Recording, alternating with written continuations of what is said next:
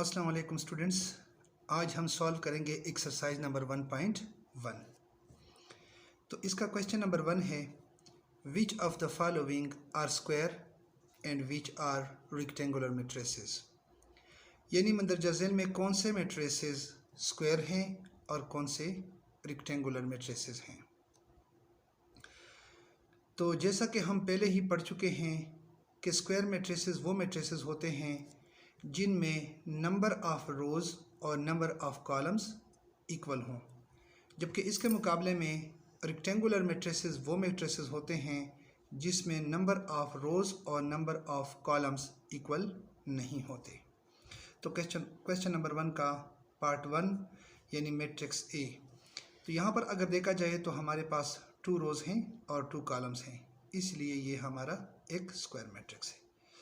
इसी तरह matrix B की अगर हम बात करें तो यहाँ हमारे पास 2 रोज़ हैं और 3 कॉलम्स हैं। तो चूंकि नंबर ऑफ रोज़ और कॉलम्स इक्वल नहीं है तो ये एक रेक्टेंगुलर मैट्रिक्स है। इसी तरह मैट्रिक्स सी की अगर हम बात करें तो इसमें 3 रोज़ और 3 कॉलम्स हैं, तो ये एक स्क्वायर मैट्रिक्स है। इसी तरह मैट्रिक्स डी, यहाँ पर हमारे पास एक रो और एक कॉलम है, तो इसीलिए ये एक स्क्वायर मैट्रिक्स है। मैट्रिक्स ई, यहाँ हमारे पास 1 रो है और 2 कॉलम्स हैं, तो ये एक रेक्टेंगुलर मैट्रिक्स है। इसी तरह अगर मैट्रिक्स एफ की बात करते हैं तो यहाँ हमारे पास 2 रोज़ हैं और एक कॉलम है, तो यहाँ पर भी नंबर ऑफ रोज़ और कॉलम्स इक्वल नहीं हैं, तो ये एक रेक्टेंगुलर मैट्रिक्स है। इसके बाद हम बात करते हैं क्वेश्चन 2 की। List the order of the following matrices, यानी मंदरजा झेल जो मैट्रिसेस दिए गए हैं इसका ऑर्डर मालूम करें। तो डियर स्टूडेंट्स, इस क्वेश्चन का जो पहला पार्ट है इसको मैं थोड़ा सा तफसील के साथ मैंने यहाँ पर हल किया है। अगर आप इसको नोटबुक में नोट करना चाहें तो वीडियो को पॉज करके इसको अपने नोटबुक में इस तरतीब से लिखें। बाकी सवालात को भी आप लोगों ने इस तरतीब से अपने नोटबुक में नोट करने हैं। मैट्रिक्स ए, अगर यहाँ पर देखा जाए तो चूँकि हमने इसका ऑर्डर मालूम करना है, तो किसी भी मैट्रिक्स का ऑर्डर मालूम करने के लिए हमें नंबर ऑफ़ रोज़ चाहिए और नंबर ऑफ़ कॉलम्स चाहिए। तो यहाँ पर मैंने लिखा है कि है number of rows in matrix A is equal to 2, यानी इस मैट्रिक्स में मेरे पास रोज़ की जो तादाद है वो है 2। इसी तरह number of columns in matrix ए, इसी मैट्रिक्स ए में हमारे पास कॉलम्स कितने हैं? 3। तो हम कह सकते हैं यानी therefore order of matrix A is equal to 2/3, यानी इस 2/3 को हम इस तरतीब से भी लिख सकते हैं 2/3। अब हम बात करते हैं मैट्रिक्स बी की। यहाँ हमारे पास एक रो है और एक कॉलम है, तो इसका जो ऑर्डर ऑफ बी है यानी ऑर्डर ऑफ मैट्रिक्स बी है वो है 1/1। इसी तरह मैट्रिक्स सी में हमारे पास 2 रोज़ और 3 कॉलम्स हैं, तो order of matrix C is equal to 2/3। Matrix F की बात करते हैं तो यहाँ हमारे पास 3 रोज़ एंड 2 कॉलम्स, यानी इसका जो ऑर्डर है वो है यानी order of F is equal to 3/2। इसी तरह मैट्रिक्स ई की बात करते हैं तो यहाँ हमारे पास 1 रो और 2 कॉलम्स हैं, तो इसका ऑर्डर ऑफ मैट्रिक्स ई होगा 1/2। और इस क्वेश्चन का जो लास्ट पार्ट है वो है मैट्रिक्स डी। यहाँ हमारे पास 3 रोज़ और 3 कॉलम्स हैं, तो इसका ऑर्डर ऑफ मैट्रिक्स डी होगा 3/3। Question 3, if A is equal to, एक मैट्रिक्स दिया गया है, गिव द फॉलोइंग एलिमेंट्स, यानी ये 6 एलिमेंट जो हैं ये हमने फाइंड आउट करने हैं इस मैट्रिक्स में से। तो स्टूडेंट्स यहाँ पर कुल मिलाकर 3 चीज़ें हैं, यानी एक ए है और इसके नीचे एक छोटा सा 1 मौजूद है और एक 2 मौजूद है। तो सबसे पहले मैं ये बताऊं कि इस ए का मतलब है इस मैट्रिक्स के अंदर कोई भी एक एलिमेंट। इसके अलावा ये जो 1 है ये जाहिर करता है रो को, और ये जो 2 लिखा हुआ है ये जाहिर करता है कॉलम को। तो ए सब 1 2 का मतलब है यानी ये इस मैट्रिक्स के अंदर एक ऐसा एलिमेंट है जो कि फर्स्ट रो का सेकंड एलिमेंट है, यानी ये हमारे पास फर्स्ट रो है और ये सेकंड कॉलम है। यानी फर्स्ट रो का, मैं थोड़ा सा इसको हाईलाइट करता हूँ, ये फर्स्ट रो और ये सेकंड एलिमेंट, ये 2 जाहिर करता है। इसी तरह यहाँ पर A23 का मतलब है एक ऐसा एलिमेंट जो सेकंड रो का थर्ड एलिमेंट है, तो ये मेरे पास सेकंड रो है और उसका थर्ड एलिमेंट 0 है।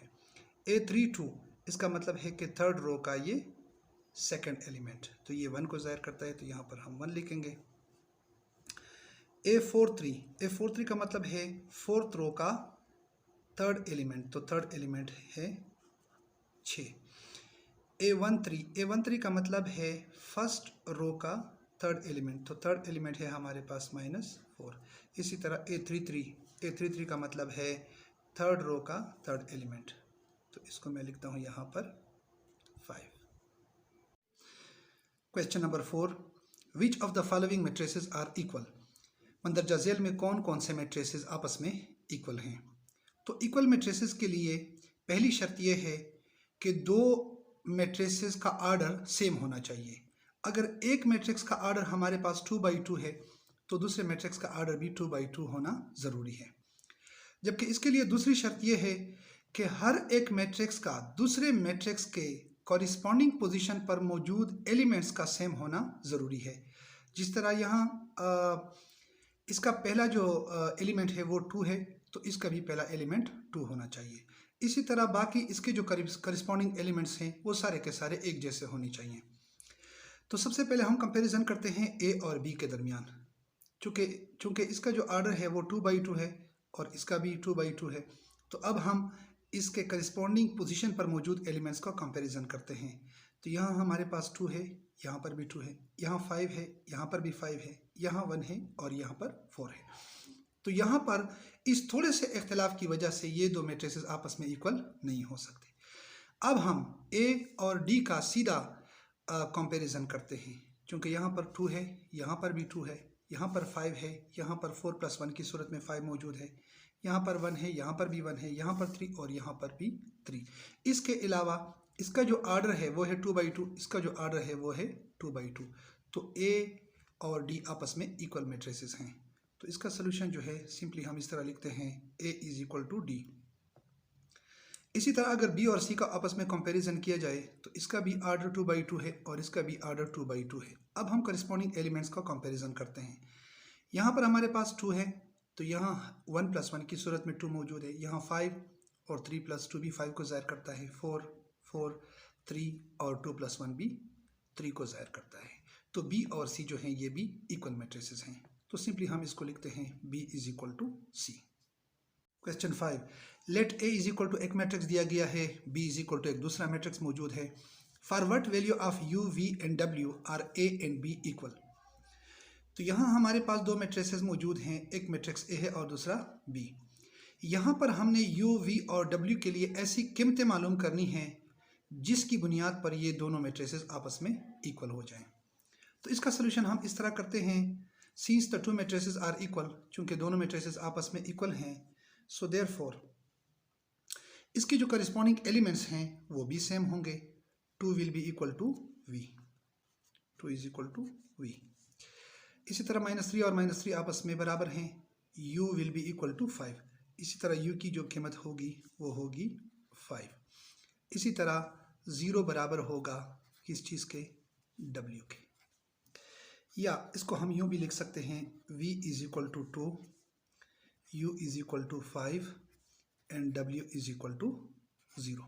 क्योंकि अमूमन हम वेरिएबल को लेफ़्ट साइड पर और उसकी वैल्यू को राइट साइड पर लिखते हैं। तो ये V की वैल्यू है, ये U की वैल्यू है और ये W की वैल्यू।